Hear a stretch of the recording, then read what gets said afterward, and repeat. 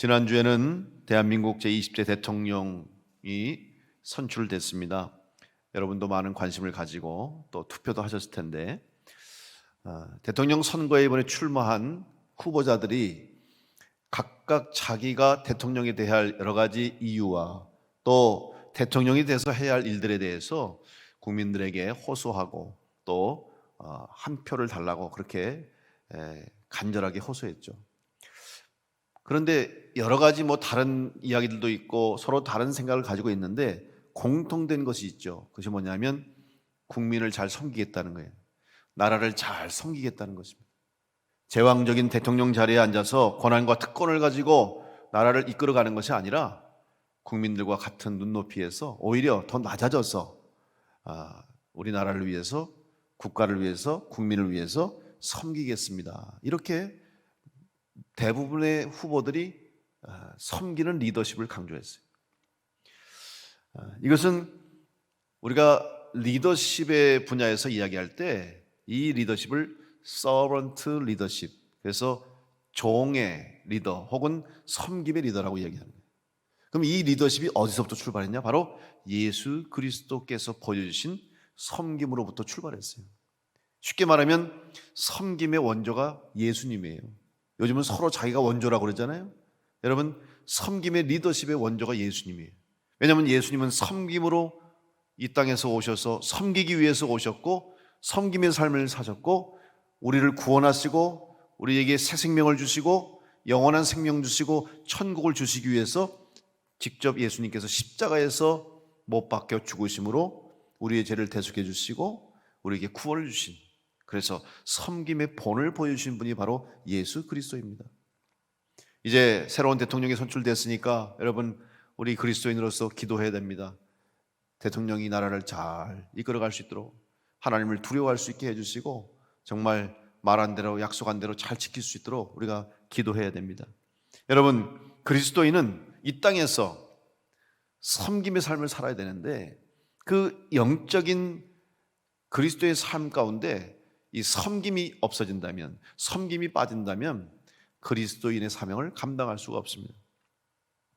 특별히 우리는 리더가 되지 않는다 할지라도, 세상에서 말하는 최고의 자리에 앉거나 아니면 어떤 책임 있는 자리에 있어야만 되는 리더가 아니라, 비록 우리들은 그러한 리더 위치에 있지 않다 할지라도 그리스도인의 삶은 세상을 향한 빛과 소금의 사명을 가지고 있기 때문에 우리는 누군가에게, 또 어느 한 사람에게라도 영향을 끼치는 자가 될 것이고, 또 복음을 전하는 자로서 누군가에게 생명의 빛, 구원의 빛을 전하는 성도의 사명을 감당해야 되기 때문에 우리는 다 영적 리더의 사명을 감당해야 됩니다.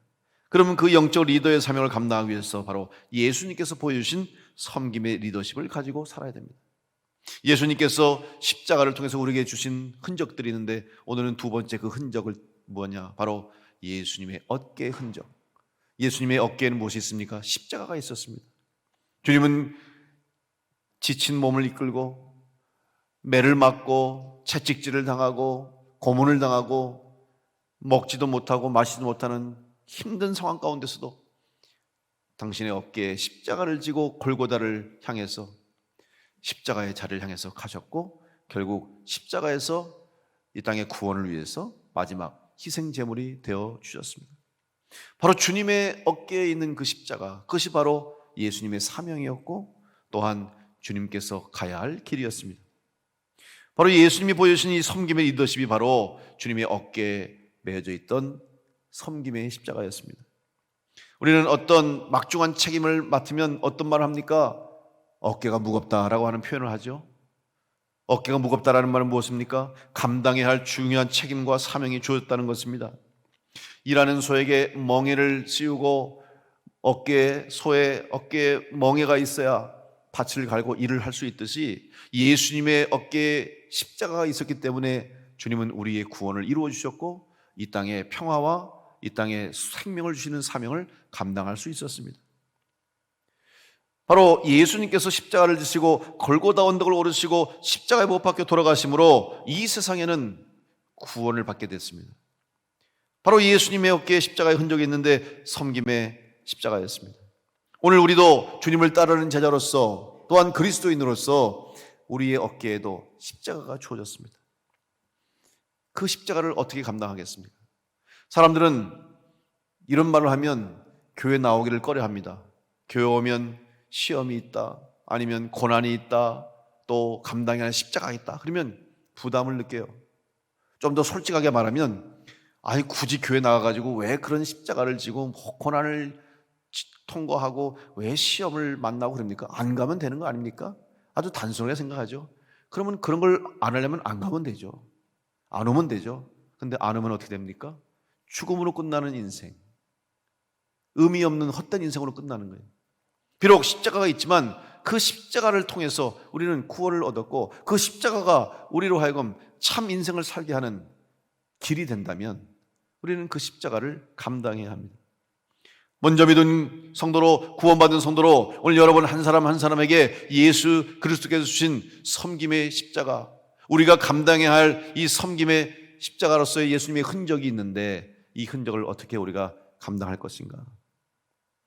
오늘 우린 주님의 말씀 속에서 주님께서 우리에게 섬기는 것이 무엇인가를 가르치신 걸 통해서 우리 각자가 감당해야 할 섬김의 십자가를 통해서 예수님의 흔적을 갖게 되기를 원합니다. 첫째로, 이 섬김의 십자가를 감당하기 위해서는 우리 인생의 목적과 목표가 무엇인지를 분명하게 알아야 됩니다. 이 목적과 목표를 잃어버리면 안 됩니다. 지금 예수님께서는 예루살렘을 향하고 있었습니다. 그럼 예수님이 왜 예루살렘을 향했습니까? 예루살렘을 향해 가시는 목적이 무엇이었습니까? 바로 십자가가 목적이었습니다.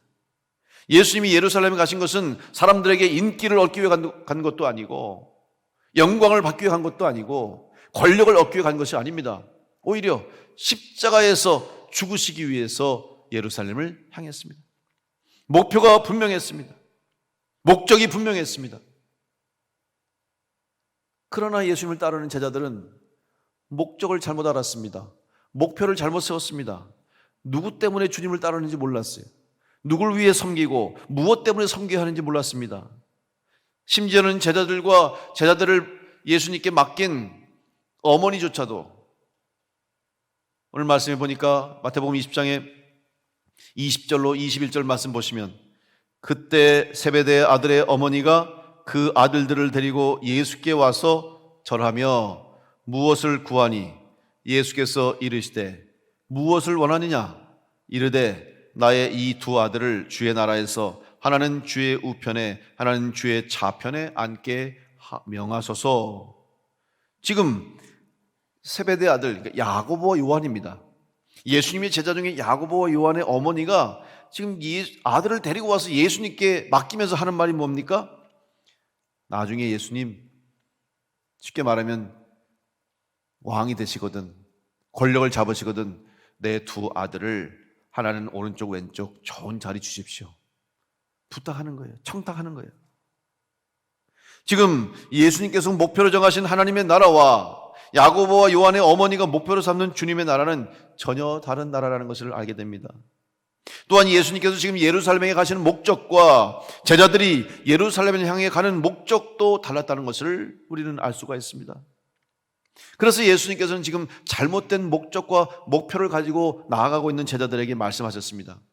마태복음 20장 25절로 26절에 예수께서 제자들을 불러다가 이르시되 이방인의 집권자들이 그들을 임의로 주관하고 그 고관들이 그들에게 권세를 부리는 줄을 너희가 알거니와 너희 중에는 그렇지 않아야 하나니. 주님 분명하게 말씀하셨어요. 세상 사람들이 바라고 원하는 인생의 목적과 목표처럼 더 많은 힘과 권력을, 물질을 가지는 것은 우리 그리스도인의 최고의 목표가 되어서는 안 됩니다. 오히려 우리는 우리에게 주어진 세상 것들, 이 세상에 가지고 있는 모든 힘들을 주님께서 원하시는 일들을 위해 선용하는 것이 목표가 될 때 이 땅에서의 우리의 목적과 목표도 가치가 있는 것이 되는 것입니다. 그런 사람에게는 최고의 권력과 많은 물질과 많은 힘들이 좋은 도구가 되고 의미 있고 가치 있는 도구들이 되는 것입니다. 오늘 우리의 삶의 목적지가 어디입니까? 솔직하게 말하면 우리의 인생은 죽음을 향해 가는 인생입니다. 육체를 가진 인생의 마지막은 죽음이에요. 그래서 사람들은 죽음을 인생의 종착역이라고 얘기합니다. 인생의 마지막은 죽음이다. 그러니 살아있는 동안에 마음껏 먹고 마시고 즐기고 놀자. 쾌락을 쫓습니다. 내 개인의 꿈과 개인의 목적, 인생의 목적과 목표를 정해놓고 성공하길 원하죠. 그러면 그리스도인들은 성공하면 안 됩니까? 그리스도인들은 목표 없이 살아야 됩니까? 그렇게 오해해서는 안 되는 거예요. 인생의 목적과 목표를 갖지 말라는 것이 아닙니다. 여러분 다 목표를 세워야죠. 목적이 있어야죠. 꿈이 있어야죠. 성공해야 됩니다. 그런데 그것이 종착역이 아니라는 것을 알라는 거예요. 오히려 이 땅에서 우리가 가지고 있는 목적과 인생의 목표가 하나님의 뜻을 이루고 하나님께서 우리에게 주신 사명을 이루기 위한 소중한 도구로서 가치로서의 목적과 목표가 될 때 우리 인생도 복이 되고 우리의 삶의 목적과 목표도 이룸으로 말미암아 오직 하나님께 영광을 돌리는 일이 된다는 것이죠. 그것이 최종 목적이 되면 우리 인생은 정말 허무한 인생이요, 가장 불쌍한 인생이요, 의미 없는 삶이 되는 것입니다. 우리는 세상에 살고 있지만 세상의 것만을 목적으로 사는 삶이 아닙니다. 우리는 하늘에 속한 사람이요 영에 속한 사람들입니다. 골로새서 3장 1절로 4절에 그러므로 너희가 그리스도와 함께 다시 살리심을 받았으면 위의 것을 찾으라. 거기는 그리스도께서 하나님 우편에 앉아 계시느니라. 위의 것을 생각하고 땅의 것을 생각하지 말라. 이는 너희가 죽었고 너희 생명이 그리스도와 함께 하나님 안에 감추어졌습니다. 우리 생명이신 그리스도께서 나타나실 그때에 너희도 그와 함께 영광 중에 나타나리라. 여러분, 지금 우리는 세상에서 비록 각자의 인생 목표와 목적, 다른 것을 가지고 살아가고 있지만 그것이 바로 하나님의 영광을 위해 쓰임받는 소중한 도구가 됨을 믿으시고 여러분 각자의 인생 목적, 목표를 이루기 위해서 최선을 다하시되 그것이 마지막이 아니라 그것을 통해서 하나님 앞에 나아갈 수 있는 좋은 도구로 쓰임받기를 간절히 축복합니다. 우리는 이 땅에서 한 사람의 삶이 마지막 죽음으로 끝날 때 우리 그리스도인들은 무엇을 고백합니까? 아, 이 사람의 인생이 이제 끝났습니다. 사랑하는 아무개 성도님이 이제 죽고 이제 여기서 인생은 끝났습니다 라고 우리는 이야기하지 않습니다. 새로운 출발을 이야기하는 것이고 죽음이 종착역이 아니라 갈아타는 거예요. 그래서 우리는 발인 예배를 뭐라고 그럽니까? 천국 환송 예배라고 이야기합니다. 천국에 보내드리는 시간이에요. 이제 새 생명을 가지고 영생을 소유하고 부활을 기대하며 하나님 앞으로 가는 자리이기 때문에 천국 열차 타고 다시 새롭게 출발하는 거예요. 종착역이 아니에요. 끝나는 게 아니에요. 그래서 먼저 천국 가시고 이제 하나님 나라 가시면 우리도 따라갑니다 고백하는 거죠. 믿음으로 고백하는 것입니다. 지금 우리가 향하고 있는 삶의 목적과 목표가 무엇인지 분명히 안다면 우리는 죽음도 두렵지 않습니다. 죽음도 인생의 과정에 불과한 거예요. 왜냐하면 우리는 영원한 생명을 가진 존재이기 때문에, 영원한 생명을 받았기 때문에 죽음이 마지막이 아님을 알기 때문에 우리는 죽음도 이길 수 있고 죽음도 극복할 수 있고 죽음을 두려워하지 않을 수 있는 거예요. 바라기는 이번 사순절을 통해서 사랑하는 성도 여러분, 다시 한번 여러분 앞에 인생 가운데 주신 목표와 목적을 바로 알되 가장 소중한 목표와 목적인 하나님의 뜻을 이루며 예수 그리스도께서 우리에게 주신 이 십자가의 길을 감으로 영원한 생명을 얻는 천국을 향한 것이 우리의 인생의 삶의 최종 목적이 됨을 믿으시고 그 길을 걸어갈 수 있도록 한 걸음 한 걸음 주님과 동행하는 복된 성도들 될 수 있기를 간절히 축원합니다. 두 번째로 우리가 이 섬김의 십자가, 예수의 흔적을 가지는 자가 되기 위해서는 목적과 목표를 바로 세웠으면 그 다음은 주님과 함께 이 길을 가고 주님을 따라가야 됩니다. 목표를 잃지 않으려면 주님을 따라가는 수밖에 없습니다. 사람들은 생각합니다. 누군가를 섬긴다고 하면 섬기는 사람의 신분이 낮아진다고 생각하고 지위가 낮다고 생각해요. 물론 역사적으로 신분 제도가 있었고 노예 제도가 있었을 때 아마 인식이 있죠. 그래서 주로 종들이, 노예들이 상전을 섬기고 상전에게 수발을 들고 그렇기 때문에 누군가를 섬긴다고 하면 그 사람의 가치까지 낮아지게 되는, 그렇게 생각하는 경향이 있습니다. 그러나 여러분, 그렇지 않죠. 그 섬김은 아마 그런 노예가 돼서 종이 돼서 낮은 신분을 섬기는 것은 이거는 기꺼운 마음이 아닙니다. 어쩔 수 없이 해야 되는 상황. 법적인 구속에 의해서 전통과 문화에 의해서 할 수 없이 하는 섬김은 주님이 원하시는 섬김이 아닙니다. 오히려 그리스도인은 스스로 결단하는 거예요. 스스로 포기하는 것입니다. 구약에도 희년이 되면 종들이 다 종의 신분에서 자유로운 신분으로 바뀝니다. 50년째가 희년이죠. 그런데 그때 종들이 주인이 나에게 자유를 줘도 나는 끝까지 주인님 종이 돼서 살겠습니다라고 주인 앞에 서약하면 문지방에다가 귀에다가 구멍을 뚫어요. 귀를 뚫어요, 구멍을. 그래서 이거는 언약으로 이 사람은 평생 이 주인의 종으로 살겠다고 서약한 사람이다. 귀 뚫은 종이 되는 거죠. 시켜서 하는 게 아니에요.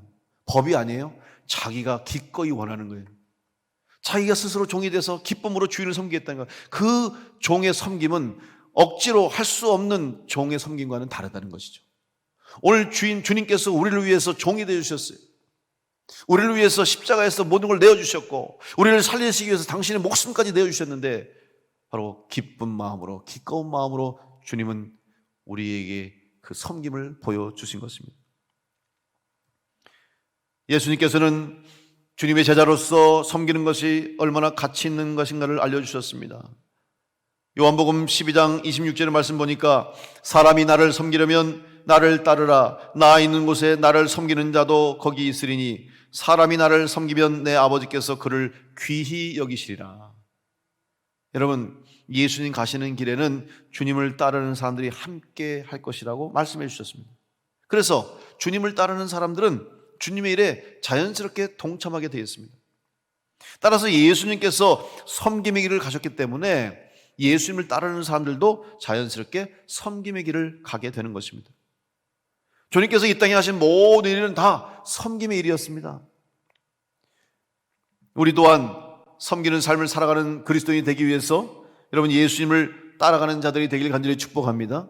섬기는 일은 주님을 따라가면 되는 거예요. 여러분 자연스럽게 본받게 되어 있어요. 따라간다는 말은 무엇입니까? 본받는다는 거잖아요. 항상 바라보는 겁니다. 배우게 되어 있어요. 옆에서 바라만 봐도 영향을 주지 않습니까? 자녀들이 누구랑 자라나 누구의 손에 의해서 자라냐에 따라서 말투가 달라지죠. 요즘 할머니 할아버지들이 손주 손녀들을 길러주시는 분들이 많아요.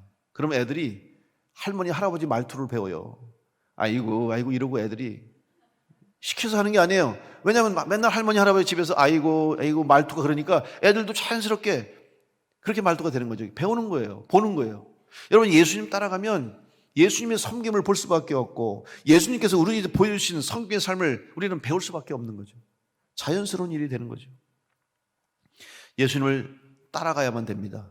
예수님을 따라가지 않으면 우리는 헛된 것을 쫓을 수밖에 없습니다. 그리고 방황하게 됩니다. 방황하는 사람은 자기가 어디에 있는지, 어디를 향하고 있는지, 또 어디로 가야 할지 모르는 삶이 되는 것이죠. 하지만 주님을 따르는 사람은 길을 아는 사람이 되는 거죠. 내가 어디에 서 있는지, 또 내가 지금 어디를 향하고 있는지, 내가 어디를 가야 되는지를 아는 사람이 되는 것이죠. 그래서 주님께서는 제자들에게 주님이 가셔야 할 십자가의 길을 가르쳐 주셨어요. 내가 가야 할 길은 십자가의 길이라고 주님은 제자들을 향해서 말씀하셨어요. 그런데도 제자들은 그 말씀을 깨닫지도 못하고 이해하지도 못했어요. 그러다 보니 늘 불안한 거예요. 왜? 어디로 가는지 모르죠. 주님이 어디로 가실지, 지금 주님이 하시는 일들이 무엇인지 모르니까 불안하고 근심하고 걱정이 생기는 거예요. 이것을 아시고 주님께서 제자들에게 물으셨어요. 너희들 내가 가는 길을 알지 않느냐? 내가 가야 할 십자가 길을 가지 않느냐? 그러니까 솔직한 도마가 이렇게 말했어요. 요한복음 14장 5절에서 도마가 이르되 주여 주께서 어디로 가시는지 우리가 알지 못하거늘 그 길을 어찌 알겠사옵나이까? 도마는 솔직해요. 그러니까 제자들이 마음속에 생각하고 있는 걸 얘기한 거예요. 뭐냐? 우리는 모르겠어요. 주님이 도대체 어디로 가시는지 모르는데 어떻게 우리가 그 길을 알겠습니까? 주님은 다시 대답하시죠. 요한복음 14장 6절에서 예수께서 이르시되 내가 곧 길이요 진리요 생명이니 나로 말미암지 않고는 아버지께로 올 자가 없느니라. 주님께서 도마에게 하신 말이 너 길을 모르냐? 어디로 갈지 몰라 불안해하느냐? 걱정하지 마라. 내가 길이 되어줬다. 다시 말하면 나를 따라오느라고 말씀하신 것입니다. 여러분, 오늘 우리의 인생의 길을 우리 예수님께서 길이 되어주신 줄로 믿습니다. 길을 보여주신 줄로 믿습니다. 우리는 그 보여주신 길을 따라가면 됩니다. 주님만 따라가면 됩니다. 성경은 그래서 마치 내비게이션과도 같아요. 여러분, 우리들이 가야 할 길을 안내해 주는 게 내비게이션 아니에요? 내비게이션 기술이 발달되어 있습니다. 예전에는 내비게이션 프로그램만 깔면 그냥 어떻게 가는지만 알아주는 거예요. 길만 안내하는 거죠. 지도 같은 역할을 하는 거예요. 그러면 그 길을 가다가 사고가 생겨서 길이 막혔으면 그냥 1시간, 2시간 기다려요. 공사를 해서 길을 막아버리면 할 수 없이 기다리는 거죠. 그런데 이제는 어때요? 기술이 발달됐어요. 여러분, GPS 시스템 뭐예요? 글로벌 포지셔닝 시스템이잖아요. 인공위성, GPS 인공위성에서 신호를 보내요. 그러면 내비게이션, 내가 가지고 있는 이 내비게이션하고 신호를 주고받아요. 그래서 내가 가야 할 목적지까지 표시를 해주는 거예요. 그래서 계속해서 실시간으로 상황을 분석하는 거죠. 또 다른 신호를 계속 주는 거예요. 그래서 사고가 생겼으면 돌아가게 하고, 길이 막혔으면 우회하게 하고, 그래서 최대한 빠른 시간 안에 막히지 않고 안전하게 편안하게 갈 수 있도록 안내해 주는데, 이 기능이 어떻게 가능하냐? 실시간으로 서로 교류가 되는 거죠. 커뮤니케이션이 이루어지고 소통이 이루어져야 되는 거죠. 한쪽의 신호가 끊어지면 아무 소용없어요. 묵묵부답이죠. 먹통이죠, 흔히 말하면. 왜냐하면 신호가 끊어지니까 줄 수가 없고, 신호를 못 받으니까 안내할 수가 없는 거예요. 그런데 신호가 계속 서로 주고받으면 안내를 해줄 수 있는 거죠. 오늘 여러분, 우리들의 인생의 길이 우리는 알지 못하고 앞에 어떤 일이 일어날지, 앞으로 1시간 뒤, 하루 뒤 어떤 일이 생길지 모르는 우리들이지만, 하나님께서 우리 가운데 함께 하시고 주님께서 우리의 삶의 인도자가 되어주시고, 우리가 주님만 따라가면 주님께서는 한 걸음 한 걸음 우리 앞서 행하시고 우리를 바른 길로, 옳은 길로, 생명의 길로, 구원의 길로 인도해 주실 줄로 믿습니다. 문제는 우리가 주님을 따라가느냐가 문제예요. 그래서 여러분, 왜 사순절에 작년에도 읽었는데 올해 왜 또 성경을 읽어? 작년에도 성경 썼는데 올해 또 왜 성경을 쓰라고 그래? 아니, 또 기도했는데 왜 또 기도하라고 그래? 여러분, 그렇게 생각할 수 있어요. 아닙니다. 우리는 주님을 따르는 자로서 끊임없이 기도하고, 끊임없이 말씀을 읽고, 끊임없이 말씀을 묵상하고, 말씀을 사모하고, 그래야 영적인 신호가 끊어지지 않는 자가 돼서, 기도를 통해서 주님과 영적인 교로, 성령의 충만함으로 하나님의 뜻을 바로 깨닫고, 말씀을 통해서 하나님이 원하시는 길과 주님이 우리 가운데 말씀하시는 말씀을 들음으로 우리는 이 세상 가운데서 방황하지 않고 헤매이지 않고 주님을 따르는 그리스도인의 삶을 살아가게 될 줄로 믿습니다. 그래서 기도하고, 그래서 말씀 보는 거예요. 다시 한번 여러분 가운데 주님을 따라가기로 결단하는 은혜가 있기를 간절히 축복합니다. 주님을 따라가지 않으면 우리는 방황하는 인생이 되는 거예요. 섬김도 마찬가지예요. 섬김 일을 간다고 하는 것은 내 의지로 되는 것이 아니고 내 힘과 능력으로 되는 것이 아니에요. 주님께서 우리 가운데 은혜를 주시면 여러분 못할 게 없어요. 근데 은혜가 없으면요 아무것도 못해요. 은혜를 받으면 다 할 수 있어요. 그게 바로 하나님의 능력이요, 주님의 능력인 줄로 믿습니다. 그러니까 십자가 길을 가는 것이지 우리가 어떻게 가겠어요, 감히. 지금까지 기독교 역사 가운데 수많은 그리스도인들이, 많은 기독교인들이 그 십자가 길을 감당했어요. 섬김을 감당했어요. 순교를 했어요. 복음을 전했어요. 선교사로 파송받고 선교를 했고 교회를 세우고. 어떻게 감당합니까? 세상적인 방법으로는 되는 게 아니에요. 세상적인 어떤 수단과 세상적인 일들을 하는 게 아니라 하나님의 은혜로 하니까 성도들이 섬기는 거예요. 그러니까 불가능을 가능케 하고 할 수 없는 일들을 하게 되는 것이 바로 하나님의 은혜를 통한 섬김의 역사인 줄로 믿습니다. 우리 교회도 지금까지 그 하나님의 은혜로, 주님의 은혜로 여기까지 섬김의 역사를 감당해 온 줄로 믿습니다. 앞으로도 그 일을 감당할 수 있도록 여러분 주님 따라가는 성도가 되시고 주님이 인도함 받는 성도로 살아가심으로 섬김의 역사를 이루어가는 여러분 될 수 있길 간절히 축복합니다. 마지막으로 오늘 섬김의 십자가의 흔적을 가진 성도가 되기 위해서는 목표와 목적을 정하고 주님을 따라감과 동시에 우리 가운데 다가오는 시험을 이겨야 됩니다. 주님을 따라 섬김의 길을 간다고 하면서도 우리는 본능적으로 섬기기보다 섬김을 받기를 원하는 것이 솔직한 우리의 마음이죠. 세상에 섬김을 받기를 원하는 사람, 원치 않는 사람 없어요. 다 누가 나를 섬겨주기를 바라고 있습니다. 다시 말하면 다른 사람들보다 좀 더 특별하게 대우받기를 원하는 것이 우리 모든 사람들의 본능이에요. 그래서 회사나 기업에서는 이런 사람의 본성 혹은 본능을 잘 활용해서 마케팅으로 활용하죠. 마케팅 전략으로 활용합니다. 조금 더 비용을 지불하면 당신에게 특별한 차별된 대우와 서비스를 제공한다는 거예요. 그런 사람들은 조금 더 돈을 내더라도, 조금 더 내 것을 지불하더라도 특별하게 대우받기를 원하는 것이 사람들의 기본적인 본능입니다. VIP란 말 아시죠?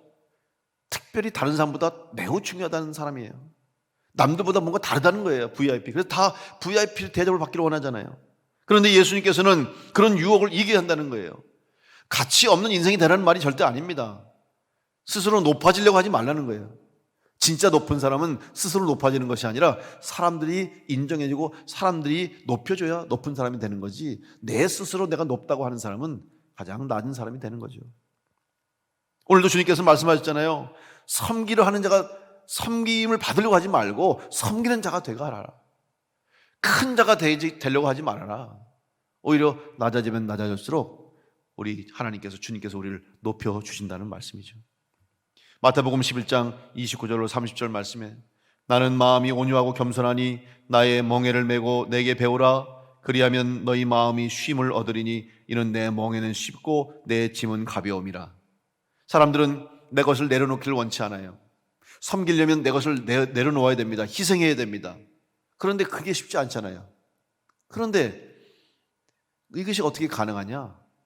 주님의 은혜가 우리 가운데 임하니까, 또 주님께서 나를 위해서 주신 십자가를 생각하니까 감히 예수님의 십자가에 비하면 내 것은 아무것도 아니에요. 주님께서 나에게 주신 생명, 나를 위해서 십자가에서 죽으시고 나를 살리시기 위해서 그 고난을 당하시고 고초당하시고 생각하면 그 무엇으로도 그 은혜를 갚을 수가 없어요. 그러니까 우리는 기쁨으로 섬길 수 있는 거예요. 기쁨으로 희생할 수 있는 거죠. 그러니까 아깝지가 않은 거죠. 그러니까 걱정이 없는 거예요. 그렇기 때문에 하나님의 역사가 이 땅 가운데 이루어지는 것입니다. 주님께서도 이 땅에서 공생의 삶을 시작하실 때 제일 먼저 시험을 받으셨습니다. 광야에서 40일 밤낮으로 금식하시고 시험을 받으셨는데, 첫 번째 시험이 뭡니까? 돌들로 떡덩이가 되게 하라는 것이죠. 두 번째는 높은 성전 꼭대기에, 거룩한 성으로 가서 꼭대기에 올려 세워놓고 뛰어내려라. 그러면 네가 하나님의 아들이면 하나님의 사자가 와서 네 발을 받들어서 돌들에 부딪히지 않게 너를 받들 것이다.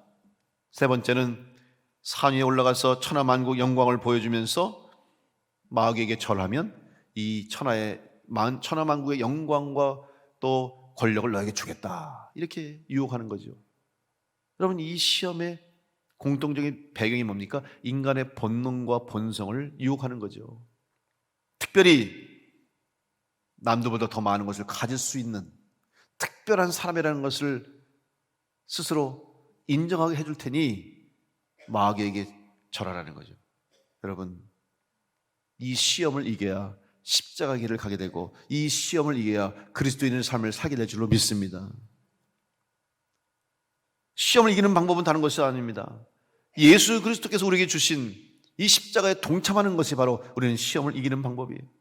우리의 생각에는 우리가 감당해야 되고 우리의 힘으로 해결해야 되기 때문에 두렵고 무겁게 느껴집니다. 그런데 오늘 주님께서 뭐라고 그랬어요? 내 멍에는 쉽고 가볍다 얘기했었어요. 무슨 말입니까? 이미 주님께서 우리의 십자가를 지셨기 때문에 너희들은 걱정하지 말아라. 우리가 걱정할 게 없는 거예요. 근데 우리는 자꾸 생각해요. 이걸 어떻게 지지? 내가 어떻게 감당하지? 이걸 내가 어떻게 해결하지? 왜? 우리 생각으로 하려고 하니까, 내 방법대로 하려고 하니까 문제예요. 그러나 이미 주님께서는 그 십자가를 우리 위해서 친히 지셨기 때문에 우리는 그저 은혜 가운데 하나님만 믿고 주님만 따라가면 우리에게 감당해야 할 모든 무거운 십자가가 다 해결되고 오히려 기쁨으로 감사함으로 섬기는 은혜가 임하게 될 줄로 믿습니다. 여러분, 내려놓는 사람이 자유를 얻는 거예요. 여러분도 살면서 그런 경험 하신지 모르겠어요. 붙잡고 있을 때는 모든 게 걱정, 근심, 붙들고 있으면 그냥 염려되고 잠을 못 자고. 그런데 다 내려놓으니까, 포기하니까 얼마나 자유롭습니까? 얼마나 당당합니까? 얼마나 담대합니까? 여러분, 십자가를 지기 위해서는 포기할 건 포기하고 내려놓을 건 내려놓고 기쁨으로 하나님 앞에 맡기는 여러분 될 수 있게 간절히 축복합니다. 내가 하려고 붙잡고 내 방법대로 하려고 놓지 못하고 내 생각대로 하려고 끌어안고 있으니까 우리에게 짐이 되고 근심이 되고 걱정이 되는 거예요. 주님께서 수고하고 무거운 짐진 자들아 다 내게로 오라고 말씀하신 것처럼 여러분의 짐을 주님께 맡기십시오. 여러분의 근심과 걱정을 주님께 맡기십시오. 주님께서 대신 져주시고 우리는 자유함을 누리고 기쁨으로 감사함으로 섬김의 길을 가게 되는 성도가 될 줄로 믿습니다. 이번 사순절을 통해서 주님께서 우리에게 보여주신 십자가의 길을 따라가는 그리스도인으로 섬김의 본을 보여주신 예수님의 흔적을 가지고 오늘 우리 교회와 여러분들이 감당해야 할 섬김의 십자가가 있음을 믿으시고 주님의 어깨에 지어졌던 십자가가 오늘 우리에게도 주어졌지만 결코 무거운 십자가가 아니에요. 결코 우리를 두렵게 만드는 십자가가 아니에요. 기쁨의 십자가요, 감사의 십자가요, 소망의 십자가가 됨을 믿으시고 이 섬김의 길을 잘 걸어가심으로 우리 교회가 세상 가운데서 섬기는 교회, 섬기는 성도가 돼서 희망을 잃어버리고 절망하고 낙심하고 두려움과 불안 가운데 살아가는 많은 영혼들에게 십자가의 생명을 전하고 그들 가운데 소망을 얻게 하는 일에 쓰임받는 우리 교회와 성도들 될 수 있게 간절히 축복합니다. 여러분 심령 속에 여러분 삶 가운데 예수님의 흔적, 섬김의 십자가의 흔적을 가지고 그 사명 잘 감당하여 하나님 앞에 섰을 때에 잘했다 칭찬받고 하나님께 영광 돌리며 승리하는 복된 성도들 다 될 수 있기를 간절히 축원합니다. 기도하겠습니다.